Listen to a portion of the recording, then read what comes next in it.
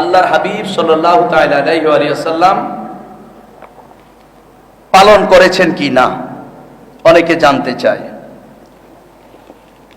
মুসলিম শরীফ প্রথম খণ্ড 368 পৃষ্ঠা। আন আবি কাতাদাতা রাদিয়াল্লাহু তাআলা আন্না রাসূলুল্লাহ সাল্লাল্লাহু আলাইহি ওয়াসাল্লাম সুইলা আন শাওমিল ইথনাইন ফাকালা ফিহি ওয়ালিদতু ওয়া ফিহি উনজিলা আলাইয়া। বলেন সুবহানাল্লাহ। আমরা মিলাদুন নবীর মাহফিল বছরে হয়তো একবার করি, মিলাদুন নবীর র্যালি বছরে একবার করি, মিলাদুন নবীর জুলুস বছরে একবার করি। একবার মিলাদুন নবী পালন যতবার করা যাবে, একবার সামনে যেই মাস আসতেছে এই একবার মিলাদুন নবী পালন করতে কত বাধা, কত লাঠি, কত সোডা, কত অস্ত্র। কয়েক বৎসর অনেক নবী প্রেমিক ভাইদেরকে মেরেও ফেলছে পিটাইয়া। দোষ কি? মিলাদুন নবী কেন পালন করছে? এটাই তার দোষ। কিরে বেটা, এটা ইসলামী শিক্ষা? এটা তো সন্ত্রাসবাদ। যারা সন্ত্রাস তারা এই কাজ করে। বরং কেউ যদি ধর্ষণও করে, কেউ যদি যত বড় কাজ করুক না কেন, তুমি তাকে মেরে ফেলার অধিকার নাই। রাষ্ট্র তার বিচার করবে, ঠিক কিনা বলেন?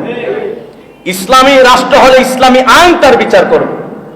তোমাকে হত্যা করার অধিকার দেয় নাই। খারাপ ব্যক্তিটাকেও, খারাপ ব্যক্তিকে বিচার করবে প্রশাসন, খারাপ ব্যক্তির বিচার করবে ইসলামী আইন। যদি বাস্তবায়িত হয় কোন রাষ্ট্রে, তবে ইসলামী আইন অনুযায়ী ইসলামী রাষ্ট্রপ্রধান, ইসলামী বিচারক তার বিচার করবে। আর তুমি কি করলা?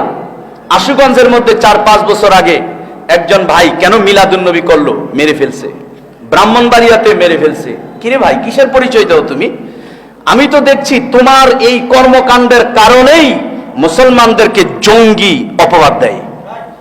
তোমার এই কর্মকাণ্ডের কারণেই মুসলিমদেরকে উগ্রবাদী অপবাদ দেয়। যারা সুফিবাদী, যারা আহলে সুন্নাত ওয়াল জামাতে বিশ্বাসী, তারা উগ্র নয়, তারা মারামারি কাটাকাটিতে বিশ্বাসী নয়। যারা এই ধরনের কাজ করে তারা বারবার প্রমাণ দেয় তারা হুসাইনের আদর্শের সৈনিক নয়, তারা ইয়াজিদের সৈনিক। মনোযোগ। একবার মিলাদুন নবী পালন করলে কত হামলা, কত ধমকি, কত অবস্থা, কত বাধা। আজকে এই বাধাগুলো যদি নর্তকী খানায় গিয়ে দিত, আজকে বাংলাদেশের নর্তকী পাড়া কমে যেত। এই বাধাগুলো যদি মদের আড্ডাখানায় দিত, মদের আড্ডাখানার বারগুলো বন্ধ হয়ে যেত। এই বাধাগুলো যদি বিয়ের অনুষ্ঠানে, সুন্নতে খাতনার অনুষ্ঠানে হিন্দি গান স্পিকার লাগায়া হারাম কাজ করে সেখানে যদি বাধা দিত, আজকে এই শুভ কাজের মধ্যে এই অপকর্মগুলো বন্ধ হয়ে যেত, ঠিক কিনা বলেন? আজকে সেই বাধাগুলো যদি সমাজের মধ্যে নর্তকী এনে নাচায়, নাট্যমঞ্চ সাজায়, কত বেহায়াপনার ব্যবস্থা করা হয়, এই লাঠিগুলো মিলাদুন নবীর জুলুসে প্রয়োগ না করে, মিলাদ মাহফিলে প্রয়োগ না করে এই লাঠিগুলো যদি সেখানে প্রয়োগ করা হতো, আজকে সেই সমাজের কুসংস্কার, সমাজের কুসংস্কৃতিগুলো আজকে বন্ধ হয়ে যেত, ঠিক কিনা বলেন? আজকে তোমরা মদের আড্ডাখানায় যাও না, আজকে তোমরা পতিতালয়ে যাও না, আজ তোমরা অন্যায় কাজ যেখানে হয় সেখানে লাঠি নিয়ে বাধা দিতে যাও না। লাঠি নিয়ে বাধা দিতে যাও কোথায়? যেখানে নবীর নাতে রসুল হয়। লাঠি নিয়ে বাধা দিতে যাও কোথায়? যেখানে আল্লাহর জিকির হয়। লাঠি নিয়ে বাধা দিতে যাও কোথায়? যেই দিবসটা পালন করেছেন স্বয়ং আল্লাহ। বলেন সুবহানাল্লাহ।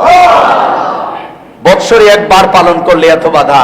আসেন নবীজি মুসলিম শরীফ 368 পৃষ্ঠা হযরত আবু কাতাদা রাদিয়াল্লাহু তাআলা আনহু থেকে তিনি বললেন, আল্লাহর হাবিব প্রতি সোমবার রোজা রাখতেন। কোন সুবহানাল্লাহ।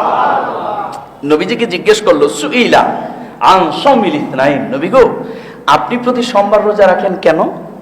নবীজি বলেন, ফিহি উলিদতু, এই সোমবার আমি প্রতি সোমবার রোজা রাখি কারণ আমি নবী তো সোমবারে শুভাগমন করেছি।